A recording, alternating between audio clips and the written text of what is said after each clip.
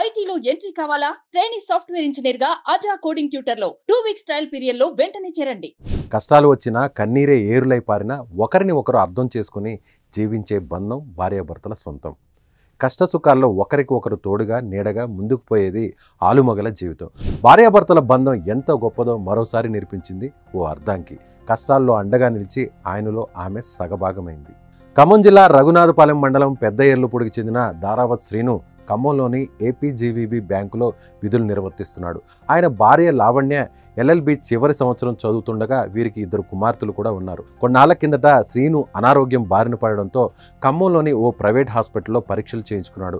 కామెర్లు సోకగా కాలేయ సమస్య ఉందని డాక్టర్లు గుర్తించారు.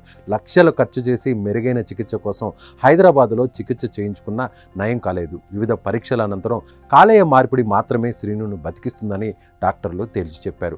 కాలేయ దానం చేసే వారి కోసం ఆరా తీసి అనేక ప్రయత్నాలు చేశారు, కానీ ఫలితం దక్కలేదు.